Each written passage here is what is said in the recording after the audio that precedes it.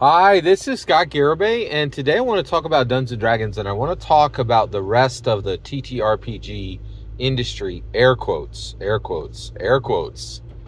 So let's get into this. So the reason we're talking today is I saw a sad tweet on Twitter, and it was a gentleman who previously, literally 2 weeks ago, worked in the tabletop role-playing game industry, air quotes. I don't, and the reason why I say this, I don't actually believe the tabletop role-playing game industry exists.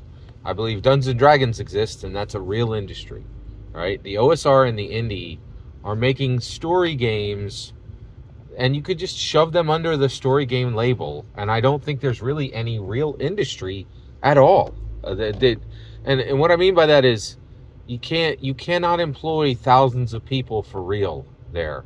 I think that that entire TTRPG space for the OSR and the indie is people who are working in that TTRPG activity sphere, creating OSR and indies, and like their spouse supplies their benefits, and their spouse closes the gap needed to live on, because the benefits packages and the pay is so low creating OSR and indie content that it's not a real job.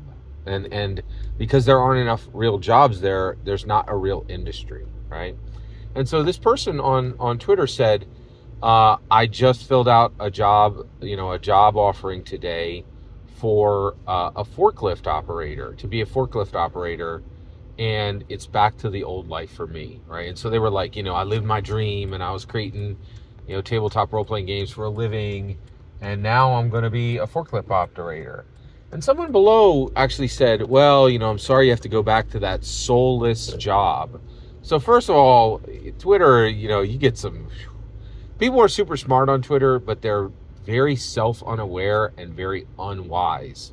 You could be incredibly intelligent, but be a fool, and you could be incredibly intelligent and be completely oblivious to your own privilege, to your own foibles, to your own pitfalls and intellectual, emotional, and spiritual obstacles. And I think that's the majority of people on Twitter, really smart people. And I'm on there for a reason. I love being on Twitter. I go link below, you'll see my Twitter. I love Twitter. But I think it's important to understand that Twitter is filled with super smart people who have no self-awareness and have zero self-awareness and zero wisdom. It's just, and so this person who said that a forklift operator is a soulless job, that's absurd. It's probably one of the best jobs right now, right? And the reason why is, how many jobs, especially the intellectuals have, can you be like, oh, I finished my work today. I moved, 2,000 crates from this end of the warehouse to another end of the warehouse. And those are going to get shipped out earlier. People are going to be happy. Many intellectual jobs have these jobs where there's no done. There's absolutely no concept of this task is finished, right? There's just a never-ending conveyor belt of tasks that just spins round and round, and sometimes you might not actually see, you often don't see the end customer. So actually, believe it or not, I really kind of feel it's important to understand. I think that guy, I'm not certain he's got a worse job, right? Like, it's just, and so what I want to talk about right now is, this is very interesting in that I think we've reached a point in Dungeons & Dragons history where it's 2023. There's a massive contraction happening right now. A bunch of people who reported on the tabletop news space are losing their jobs right now. And I'm not going to call out the companies because I don't want to embarrass them. And I think, these people are getting enough attention and they're going through something right now, which I 100% agree. But I would like to talk about the macro issue, right? So a lot of tabletop role-playing space reporters just lost their job, and a ton of OSR and indie designers and artists are losing their jobs, right? And I think that, I want to talk about why. I really think it's January 2023. And here's the summary for you. Tabletop role-playing game fans are exactly like Star Wars fans.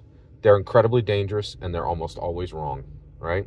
So basically the fans were like, oh, we got you, Wizards of the Coast, we got you, Hasbro. You tried to take the OGL and a bunch of people got angry. You're going to fall. You're going to topple like a tree with the axe at the root.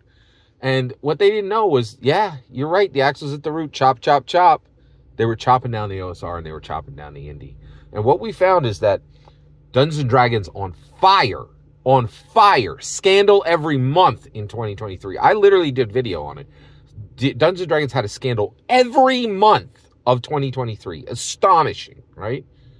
Dungeons & Dragons on fire outperforms the OSR and the indie at full capacity with no issues, right? Like that, and that people are more interested in Dungeons & Dragons with Hasbro on fire, with WotC on fire, with D&D IP on fire, and I mean like burning, and you need to put a hose to it and spray it, right? Like, and I think, and you're like, well, things on fire turn to ash, and that's the thing.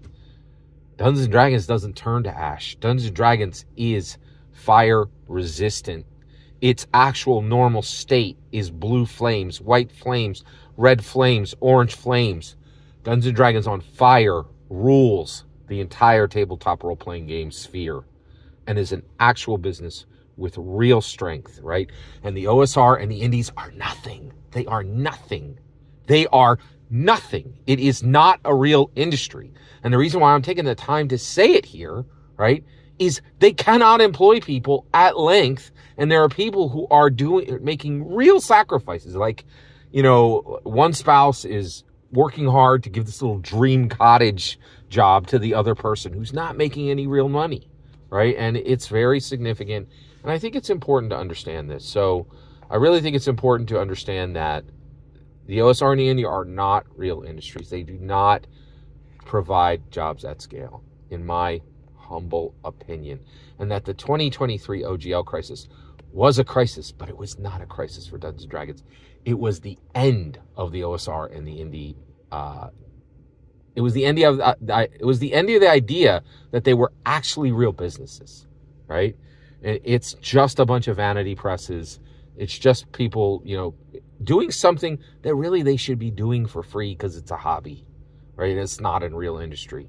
In real industries, tabletop role-playing games that are at scale and rolling, they have blockbuster films, they have sneakers, they have, you know, ad placement on soda and bologna, and people don't want to hear this. They're like, oh, the rules are what matters. No, you're not getting it, right?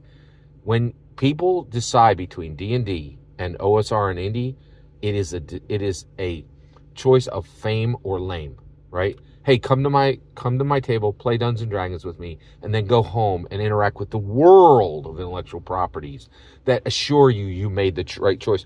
Or come play my tiny little scrub OSR indie game and be assured that nothing you're doing matters and no one will know. And if you talk about this on Monday to anyone at the water cooler, nobody will have any idea what you're talking about, right? It's the choice between fame and lame, and it's become very real. And I just want to take a moment in 2024 and say, yeah, the 2023 OGL crisis was a real crisis, but the crisis was for the OSR and the indie. And nobody knew it then, but we know it now. Every single word you just heard is my humble opinion. Nothing more, nothing less. The important part is when I hear your humble opinion, and I know there's opinions on this, please get in the comments below, send your traffic, please consider liking and subscribing, and have a fetch millennium.